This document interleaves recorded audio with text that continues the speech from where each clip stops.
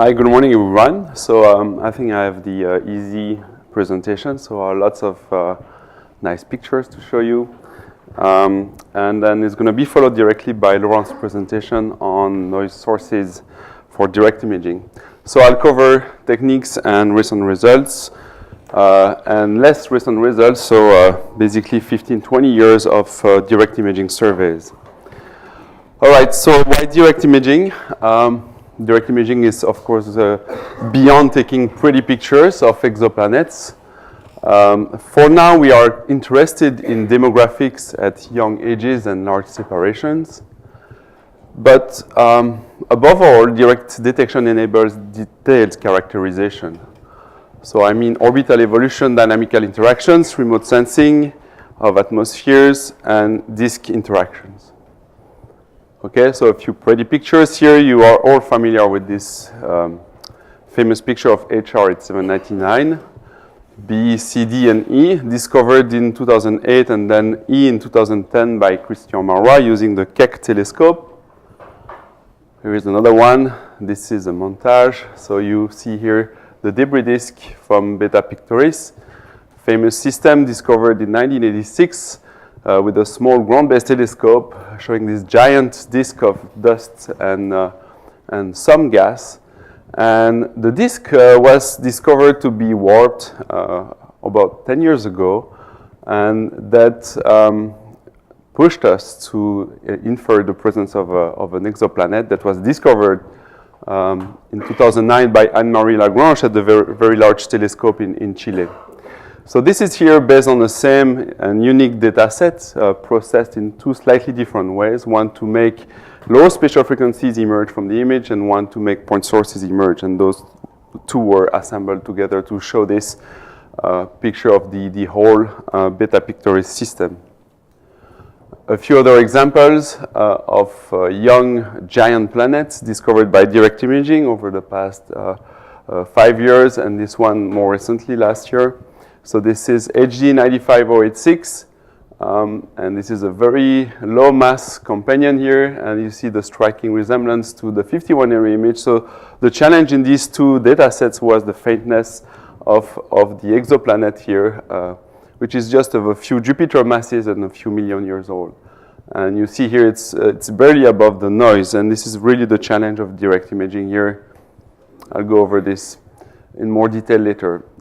So, of course, direct imaging allowed us to discover a wealth of debris disks. And this montage is from Glenn Schneider using mostly STIS on the Hubble Space Telescope and modern post-processing techniques. Many disks were discovered this way, and these can be really interpreted as signposts of exoplanets. So debris disks are stirred by unseen planets that make planetesimals smash into each other and create this dust population that replenishes over time. All right, so direct imaging, again, for now, is focusing on demographics at young ages. So you are all familiar now with this plot that you have seen probably 100 times this week. So this is a log-log plot in planet mass and separation in astronomical units. You see the planets from transit and Doppler spectroscopy. You see planets from microlensing, and you see here in this corner for massive and large separation objects, you see the planets discovered by direct imaging. I find this plot a bit unfair. It's always presented in a log-log space. Actually, the ground covered in volume by direct imaging method is much larger. The fact is that we don't see many planets there, and the reason is simply that nature does not produce planets that are massive at large separations. That's what we've learned basically over the past 15-20 years by direct imaging. But direct imaging, when one finds a planet, is very powerful in that it allows us to do direct spectroscopy. And this is here a panel showing the spectral energy distribution of all 4 planets around HR 799. This is here one in particular done at medium to high spectral resolution. This is HR 799C spectrum in K-band made by OSIRIS at the Keck telescope. And you see here, this is not noise at all. These are real spectral features. You can see that molecules like methane, water, and carbon monoxide are all represented in this spectrum, except maybe for methane, but it's still under debate. So when you cross-correlate these templates of high-resolution molecules seen by high-resolution spectroscopy, you see these correlation peaks that emerge in the data that are very good and very powerful indicators of the presence of these molecules in the atmosphere of exoplanets. So high-resolution spectroscopy is extremely powerful and very promising. There are only a handful of objects that have been studied with this technique. And this is here a very famous, very nice result from Ignace Celan using CRIRES at the VIT. CRIRES is a R of 100,000 spectral graph behind an adaptive optics system that enabled Ignace and his team to measure directly the spin of beta Pictoris b, which is quite awesome. So not only the spin here, but the orbital velocity. Talking about orbits, these are the currently characterized orbits of HR 799 planets.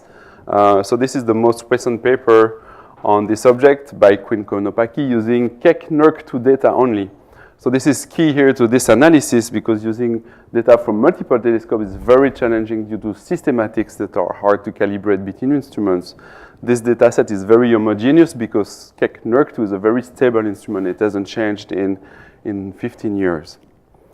And that enabled Quinn to infer that these planets were in resonances, as can be seen in this plot, with very high confidence.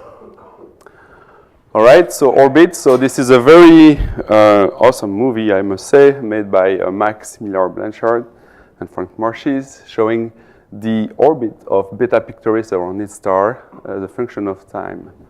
So direct imaging allows us to directly see planets orbit around their stars, which is pretty awesome. All right, last but not least, so again, focusing back on beta Pictoris, this system.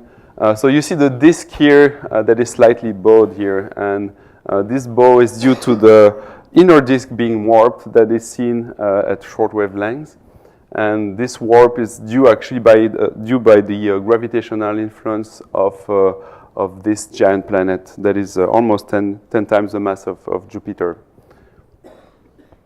So one can measure the inclination of the orbital plane with respect to the disk and infer interactions, gravitational interactions between the host disk and the planet that is currently steering it. All right, so these are the results, highlights of direct imaging. And direct imaging, unfortunately, has not produced that many results so far because it's hard. So I just took here a field, a very famous field. You must recognize this. This is the Pleiades. And I just focus on one star. I'd like to know if there are planets around that star. Let's zoom in, adjust the contrast. So this is a beautiful image, a very high quality image, perhaps one of the best we can do about the Pleiades. And I don't see any planets there. All the point sources in the background are stars, background stars. Problem is stars are bright and planets are faint. This is another example here. This is Sirius A and B. Sirius B is a white dwarf that is 10,000 times fainter, and yet it orbits at more than 50 AU from Sirius A. This is here the orbit of the Earth around the Sun as projected around Sirius A, and you see that is extremely close into the star. So imagine now taking Sirius B and putting it at 1 AU around Sirius A, and that is indeed very, very hard to see there because all the light from Sirius A is scattered over the image and creates this ocean of artifacts here due to diffraction and scattering that prevents us from seeing faint planets. Okay, so imaging exoplanets directly is equivalent to spotting a tiny ember flying off a blazing campfire 200 kilometers away while looking through a dirty window. So in more quantitative terms, the angular separations one has to deal with is a tenth of an arcsecond, or 0.5 microradian. The planet-to-star contrast ranges from a few million to 1 to a few billion to 1 in the case of Earth-like planets around solar-type stars. So remember, Sirius B is only 10,000 times fainter than Sirius A, and yet it is very hard to see if it were close to the star. at these kind of separations here. But planets are orders of magnitude fainter than Sirius B. So for giant planets, the contrast range from, as I said, a few million to 1. In some cases that are favorable, like young, hot exoplanets, the ones we've imaged so far, the contrast ratio is relaxed to a few, maybe a few thousands to 1. Okay, so Jupiter here in this corner, it's typically a few billion to 1 contrast ratio. So you see in this scale here that the reason why we've only imaged very young exoplanets so far, they are indeed much brighter because they are hot, and there are black body emission peaks in the infrared.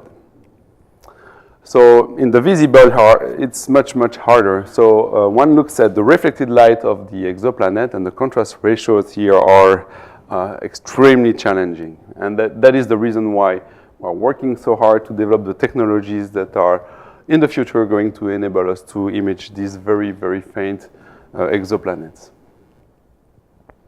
Okay, so here I'm going to go over the 4 pillars of high contrast imaging, and these are applicable to ground-based high contrast imagers and space-based imagers as well. So all these ingredients are in some ways adapted to the specific platform one has to observe with. So let's start with adaptive optics. So quickly, adaptive optics 101 here. So this is a ground-based telescope. Okay, so this is the 90 or 100 kilometers of atmosphere that disturb the wavefront of the starlight propagating through it. So you see here the flat wavefronts in space are disturbed, corrugated by propagation through the turbulent atmosphere. They enter the telescope, they pick up more aberrations as they propagate through the telescope optics.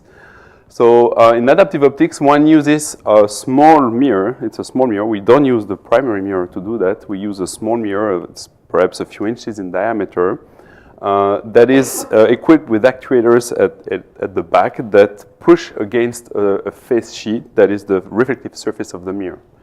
So there are typically from a few hundred to a few thousand actuators behind the surface of this small mirror. So the mirror doesn't know what to do, so we have to measure the disturbance, so the corrugation of the wavefront using a device called a wavefront sensor. There are many kinds of wavefront sensors, but the goal is always the same, to measure these disturbances as fast as possible. So the wavefront sensor feeds back its measurement to a computer that is going to send the commands to the deformable mirror so that it will make the wavefront flat again. And this is how most adaptive optics systems work. So they measure corrugation of wavefronts in real time, feed back these measurements to a small deformable mirror that one tries to actuate as fast as possible. How fast is that?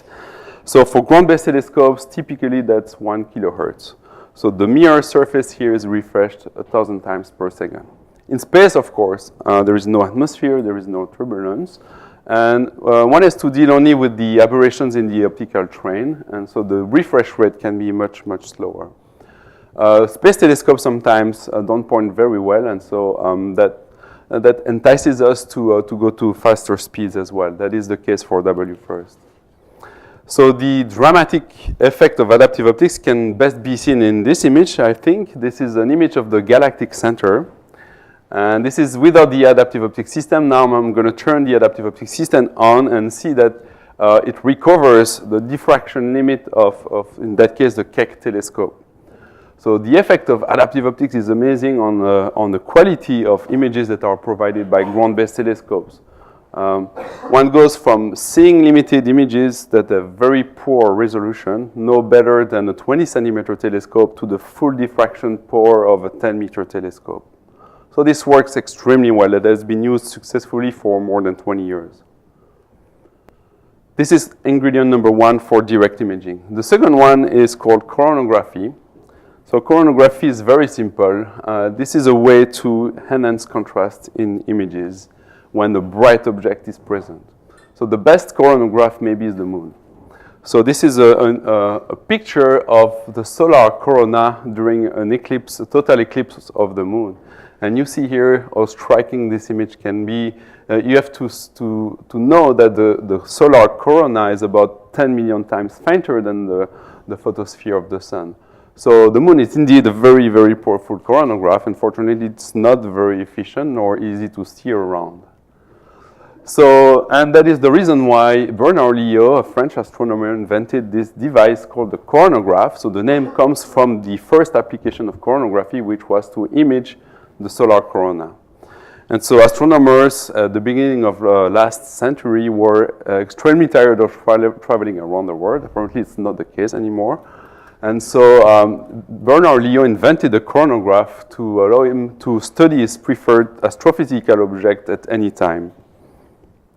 So this is a schematic made by Bernard Liot himself, so in the 1930s, showing a telescope and its modification to image the solar corona. So light from the sun enters the telescope. This is here the entrance pupil of the telescope, so where the focusing lens sits. So this could be the primary mirror of a modern telescope. So this mirror or lens here focuses the light of the photosphere of the sun onto a blocking mask, which has the apparent size of the sun. And so all the light from the photosphere is blocked by this mask. People that tried to do that for many years and quite unsuccessfully, the reason being diffraction. So diffraction around the mask here, so due to the wave nature of light propagation, makes some light spill over the mask. And so the trick here and the genius contribution of Bernard Liot was to put a field lens, C, and a diaphragm in the pupil plane. That is an image of this plane here. So the key contribution of Bernard Liot is these elements C and D. So these additional optics in the system which made diffraction control much more manageable. And Bernard Liot, with this device called the coronagraph, made these amazing pictures of coronal mass ejections in the 30s. And he could study them with spectrographs, with polarimeters. So this was a key contribution of Bernard Liot to solar astrophysics and modern high contrast imaging exoplanets. So LEO coronagraphs are used 24/7. This is a movie from the SOHO satellite that is monitoring the sun 24/7, and that is equipped with the LEO coronagraph here. So the angular size of the LEO coronagraph is roughly this big mask here, and the sun's photosphere is here noted by this white circle. So you see the coronagraph is extremely powerful. One can even see the background stars in this image and a comet fly by. Okay, so this is the modern definitions of coronagraphs. So coronagraph is an optical device designed to suppress or strongly attenuate the on-axis coherent starlight while allowing the off-axis planet or circumstellar disk or coronal features to transmit through. So the contrast definition is the ratio of the peak of the stellar point spread function to the noise at the planet location. The inner working angle is a key term in coronography. That is the smallest angle on the sky at which the needed contrast is achieved, and the planet is reduced by no more than 50%. Throughput is the ratio of the open telescope area remaining after high contrast is achieved. Bandwidth is the wavelength at which high contrast is achieved. Sensitivity is the degree to which contrast is degraded in the presence of aberration, and that subject will be covered by Laurent in detail. This is here a flowchart of coronography. So you recognize here this three-plane design from Bernard Liot, and one goes from a pupil plane to an image plane by means of a Fourier transform. So this is applying Fourier optics here at phase value, so one cannot do coronography without Fourier optics. So the entrance aperture is this flat top function. So the Fourier transform of a flat top function is a sinc function. In 2D, this is what we call a Neri function. The mask transmission here, the occulting mask, is a Gaussian in that case. So multiplying the Gaussian by the point spread function of the telescope here yields this function. You see the central peak has been attenuated by the coronagraph. Another Fourier transform allows us to go in this plane that is called the Liot plane, because that is the contribution of Bernard Liot to reimage the entrance aperture into another plane called the Liot plane. So the Fourier transform of this product of the mask transmission function by the point spread function yields this function in the LYOT plane. You see that most of the light is gone. If you compare it to the entrance aperture, most of the light is gone here, but there is some diffraction residuals around the edges of the pupil. So LYOT stop is just this transmissive diaphragm that we place there, and that cuts off these edges here. So after the LYOT stop here, we are left with these residuals due to diffraction, and these residuals here create this final image at a much smaller, with much less light. So here, see here, the scale is about 2% of the initial scale. So 50%, more than 98% of the light has been suppressed by the coronagraph. This is not a perfect coronagraph, of course, and there are many ways to, many functions one can put there to improve coronagraph performances. So this is the modern gamut of coronography. So it is divided in this 2D space between the way we act on the light, so either amplitude or phase, and where we act on the light, either in the focal plane or in the pupil plane. And so there is basically 4 big families of modern coronagraphs that occupy corners of this gamut. So most recent developments actually try to hybridize coronagraphs by exploring this entire space, and perhaps the best solution for complicated telescopes like WFIRST sit right in the middle of this space. So these coronagraphs use a mix of phase and amplitude modulation in either the focal plane and or the pupil plane. So a coronograph would remove the diffraction from the system very efficiently, so the coherent part of the wavefront. And so now I've put my coronograph in my super duper adaptive optics system. So do I see now the planet finally after all these efforts? So unfortunately, I don't see the planet. The planet here in this fake data set is about 1,000,000 to 1 at the 1,000,000 to 1 contrast ratio with respect to the central star. So most of the features you see here are residual from the starlight that interferes with itself due to propagation effects in an imperfect optical system. These features are called speckles. And speckle noise is the #1 issue in direct imaging. So you see speckle noise here prevents us from seeing the planet because it is above the contrast ratio of the planet itself. So the planet could be one of these dots, but there is no way we can tell which one is a real planet versus a speckle, because they both have the characteristic size of the diffraction, which is 1 lambda over d. Lambda is the wavelength, and d is the diameter of the telescope. Okay, so 2 choices here. We either try to push the adaptive optics system to kill those remaining speckles, so that is wavefront control, okay, or we implement differential imaging. In practice, we use both approaches to kill this speckle noise. This is another movie showing the an example of wavefront control. So this is here an extrasolar planetary system with 2 planets. So seen from the Earth, everything is blended together. This is a space telescope.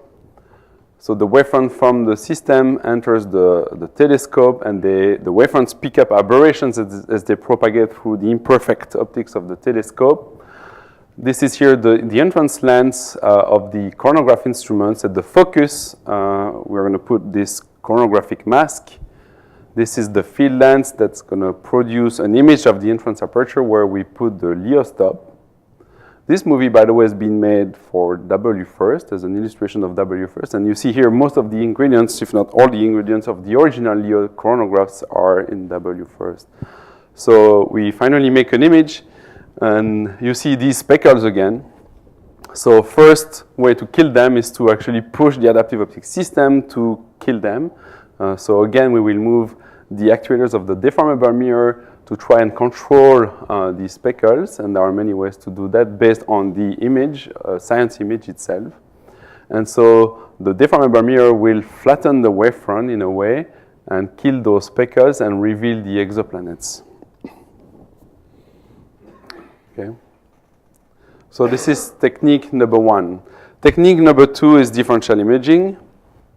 And differential imaging, let's go back to our speckle noise image. And so the planet here is this green dot. So I'm cheating, I'm telling you where the planet is. So I'm going to take an image here, image number 1. Then rotate my telescope by 45 degrees around the optical axis and take another image. And I'm hoping that these speckles are stable enough so that they won't move, they won't change between these two images. Then I subtract both images, and that indeed reveals the planet. This technique is called angular differential imaging or roll angle differential imaging. And this is the technique that has been used to make all these images that I showed at the beginning of my presentation. So this is a very powerful technique indeed. This is not perfect because there is a time delay between the acquisition of these two images that make the speckles slightly evolve in the background. And the reason speckle evolve is because the telescope is subject to gravity vector changes or thermal changes, and that modifies the shape of the optics that create these small instabilities, and that prevents us from subtracting the speckle noise efficiently. There is another problem with this technique, angular differential imaging, that is, if the object is very close to the axis, the amount of displacement of the object for a given roll angle is becoming smaller and smaller, and one gets closer and closer to the star. So that is a technique that is affected by what we call self-subtraction or self-attenuation phenomenon, and that is a function of the angular separation. There is another differential technique here, which is spectral differential imaging. So this is what we call a data cube made by the SPHERE instrument at the Very Large Telescope in Chile. So that uses what we call integral field spectrograph that takes images at different wavelengths simultaneously. And here we can use the fact that speckles, remember the scale of speckles is lambda over d, so it's proportional to the wavelengths. So the speckles scale with the wavelengths. And so while the planet does not. So using that fact and this radial modulation, we can actually disentangle between real objects and speckles. The problem with this technique is that instead of using radial azimuthal modulation like angular differential imaging, one uses radial modulation, and both are affected in roughly the same ways by self-subtraction phenomenon. Another technique that is extremely simple is just to observe another star without the planet and subtract it from the target itself.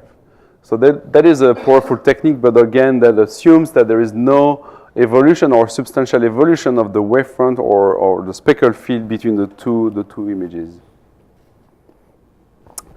And finally, when you got your data set of images, hundreds of images sometimes, what is the best way to combine them? And I think I'll defer everything to Laurent's talk. He's going to go in detail over this. The current state of the art or the widespread method used in direct imaging method is principal component analysis. So that's what we use to subtract these speckles from target objects. Okay, so I'm just showing you this because I like that very much. So that shows you why ADI basically doesn't work very well at small angles. So this is here a data set, an angular differential imaging data set with an object that is at very small separation. So it's about 2 lambda over d, so 2 diffraction beam width from the central star. So an angular differential imaging data set here completely attenuates the object that is here. And based on this data set alone, there is no way you can actually affirm with high confidence that there is indeed a planet as opposed to a speckle. Using this reference star subtraction and PCM methods, you can actually recover the companion with very high confidence here at very small angles. So these reference star differential imaging methods are not affected by self-subtraction.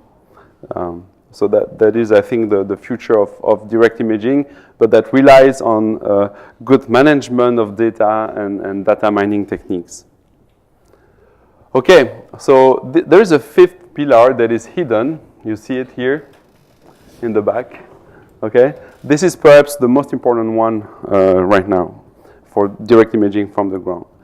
So everything is related to the star, to the central star. So we base everything on it. So we based our inference of planet masses and properties on the edge of the star, on the luminosity of the central star, its distance, its proper motion. Okay? And that is, all those factors about the central star have much more dramatic effects than actually changing the wavefront sensor speed by a factor of maybe 20%. So this is extremely critical to current direct imaging surveys. So one has to know the properties of the central star extremely well. And this is here an example taken from this fantastic review by Brendan Bowler, which I really recommend you read. Perhaps, well, that's the most recent and the best review I've seen for direct imaging surveys.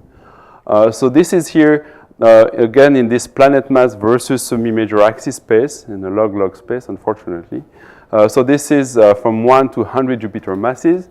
And this is here showing you the Niki, the average performance of the Niki survey.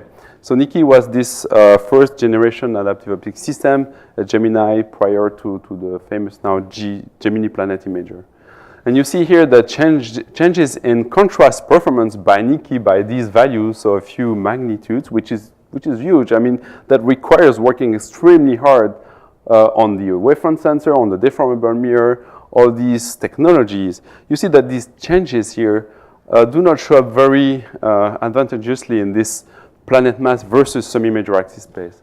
While the edge here, you can see that a factor of a few in edge has a much more dramatic effect on the sensitivity of direct imaging of young objects. And that is the same for distance here, which has an effect on the inner working angle of the coronagraph. So edge and distance are two of the key parameters for determining the sensitivity of direct imaging surveys. And that is the reason why we have focused on these very young and close as possible objects. So typical samples are T-Tauri stars in star-forming regions, which are extremely young. So the sensitivity here is very good. The inner working angle, unfortunately, is not very good because these objects are really far away. At the other end, we have field stars, which are much closer. So the inner working angle, in principle, should be very good, but these objects are generally old, so our sensitivity there is not very good.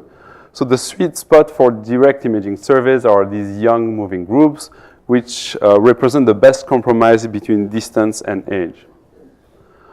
So the problem here with direct imaging, perhaps one of the most pressing problems, is the ambiguity to the process of mass and temperature inference. So the only thing direct imaging currently measures is the luminosity. And the luminosity of young planets is a very steep function of age. Okay? And so that is why most objects here that have been discovered so far have these large error bars in X.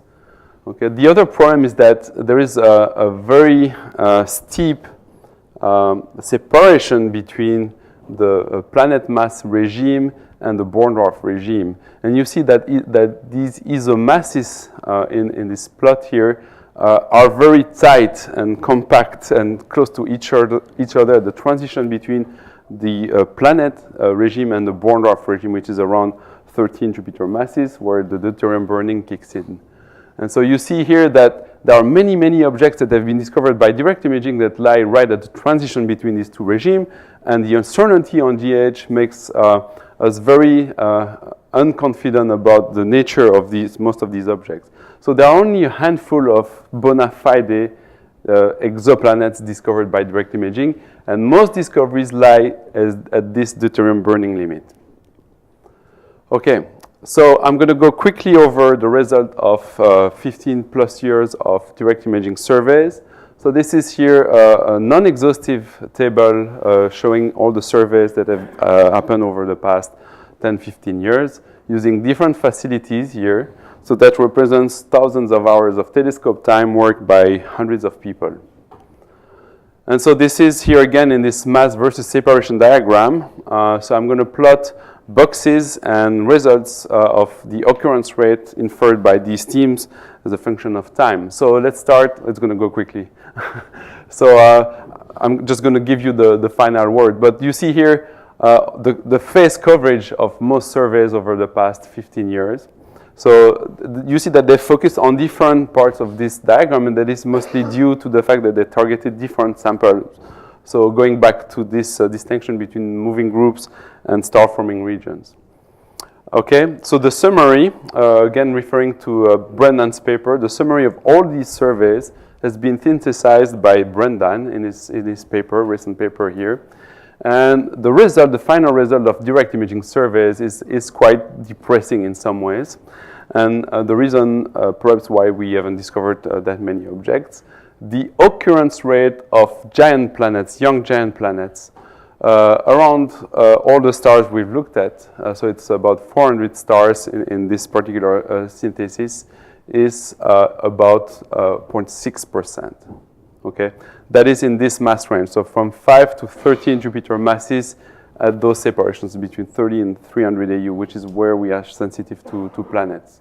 So that is maybe the take-home message here. The occurrence rate of young giant planets is extremely small. So nature is not efficient at producing these large separation objects, which tells us something about their formation mechanism that is unlikely to be the one we assume for our own solar system. So this is here a summary of all these objects. So I refer you to Brendan's paper for a complete list. So I'll quickly go over second generation adaptive optics system, which are now starting a new generation of surveys that are more sensitive. So these surveys use extreme adaptive optics systems. So it's adaptive optics systems on steroids that are optimized for stability. This is here just a list of different surveys for you to read after my talk. This is to show you quickly how complicated these instruments are with different modules, adaptive optics, calibration units, coronagraphs, and then the scientific camera. This is here an example, the Gemini Planet Imager. A few highlights from these surveys, early results. So GPI has discovered one of the smallest exoplanets discovered by direct imaging to date, which is 51 Eridani B.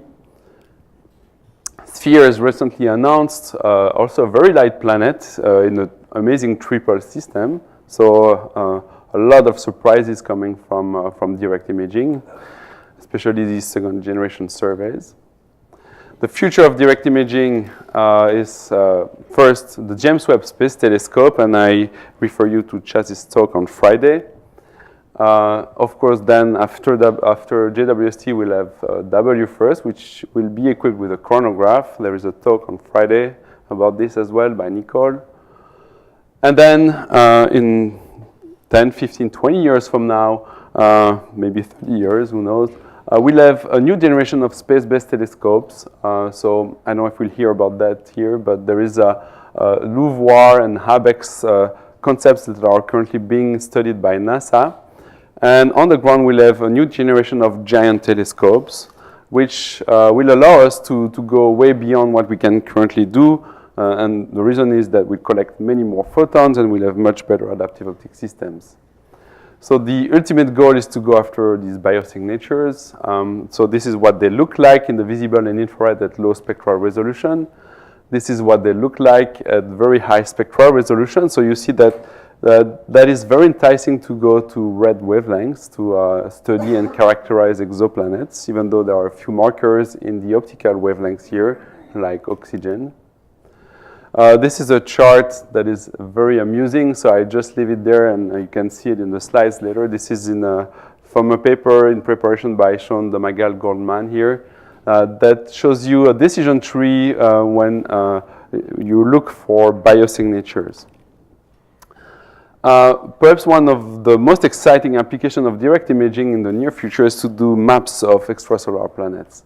And Ian Crossfield, a couple years ago, has made a map of a Brown dwarf. I'm almost done.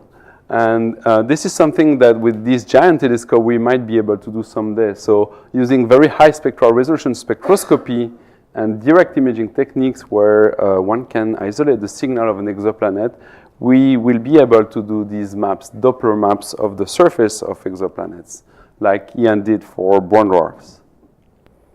Okay, so I'll just finish on this quote from Carl Sagan. This is the Sagan workshop after all. I just modified it slightly. So somewhere something incredible is waiting to be imaged. Thank you.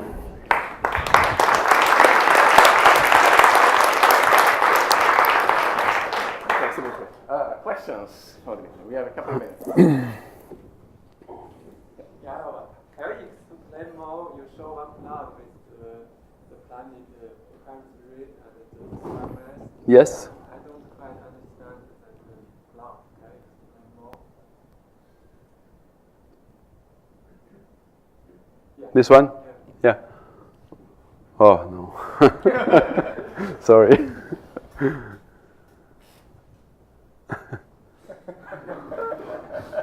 A lot of work, like, you know, we want us to show respect to 20 years of work. So this is, so the planets, these are the posterior distribution of the occurrence rate of planets around different spectral types. So this is for M, FGK, and AB stars. And you see here where the distribution peaks is the occurrence rate. So you see that we haven't found any planets around M type and FGK stars, so we have only upper limits there. And so you see the tail of the distribution only.